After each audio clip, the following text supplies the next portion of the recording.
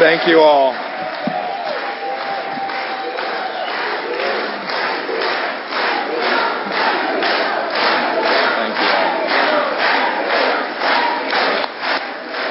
Thank you all. Thank you all so much. Thank you all so much. That's an amazing welcome. I hope you're as happy after my remarks. I think you will be. It is such a blessing for me to be with you all today. This is a special gathering where we can all be together to talk about an enormous threat to the world and to a freedom-loving people. It's truly an honor.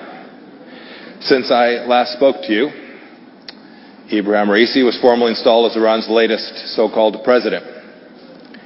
And you are rightly gathered here today at this conference with the theme of demanding that he be held accountable for what happened in 1988, the massacre of political prisoners inside of Iran.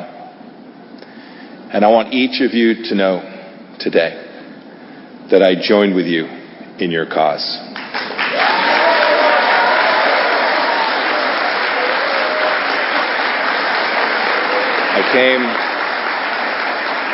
I came to know Raisi when I was the CIA director. He should be prosecuted. Not tomorrow, not next week, not next year, but we should prosecute him now.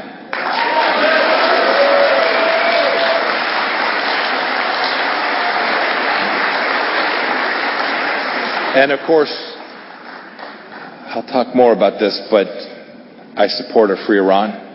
Bless you for staying in the fight.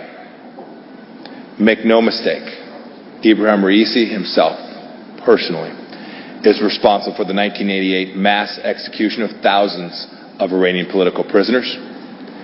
Names of over 5,000 have been published. The bodies of these brave men and women were dumped in unmarked graves.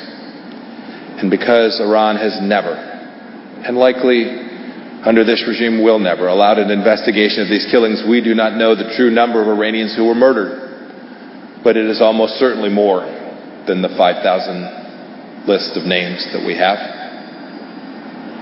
Your actions, our actions, supporting our love of the Iranian people must begin by holding Raisi accountable for his crimes against humanity.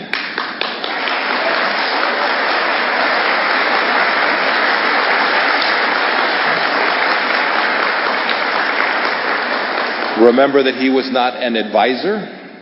He wasn't a foot soldier. He was an executioner. And I know that there are those in the audience who have family that were killed in Raisi's massacre. Some of you have loved ones and friends currently imprisoned, in Evan imprisoned, and elsewhere inside of Iran. And some who've had loved ones simply disappear or worse. None of us, will ever forget any of them, and we will pray for you and for each of them as well. You know, this character Raisi is exactly who Khamenei wants as president.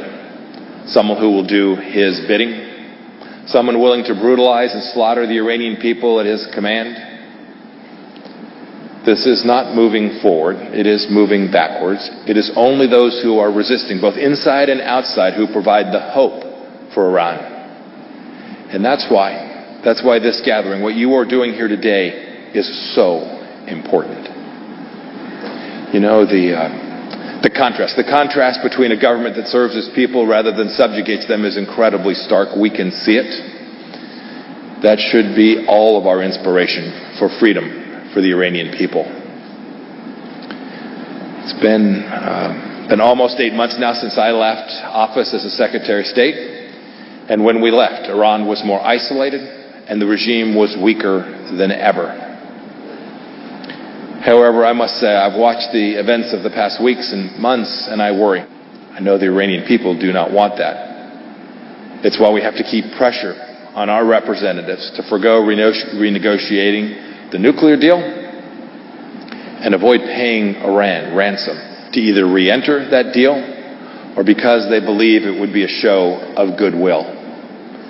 Goodwill is not something a terrorist regime understands.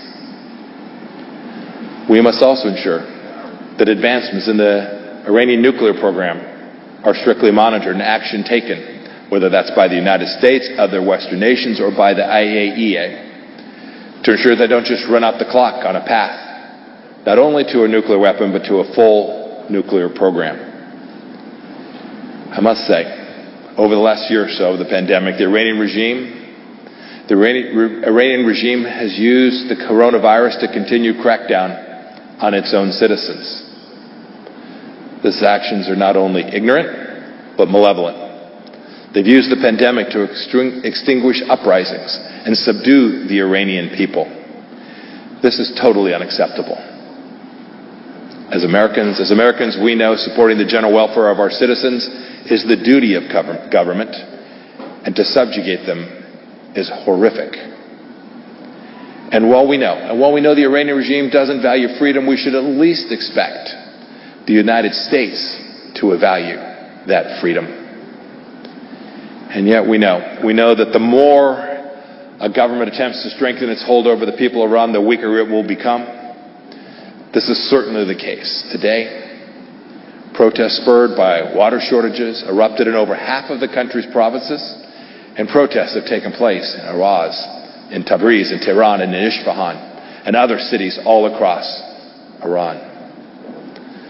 These protesters, these amazing freedom-loving people, have shown considerable resilience and bravery in resisting the regime. And I know that in the end, the Iranian people will have a secular, democratic, and non-nuclear republic.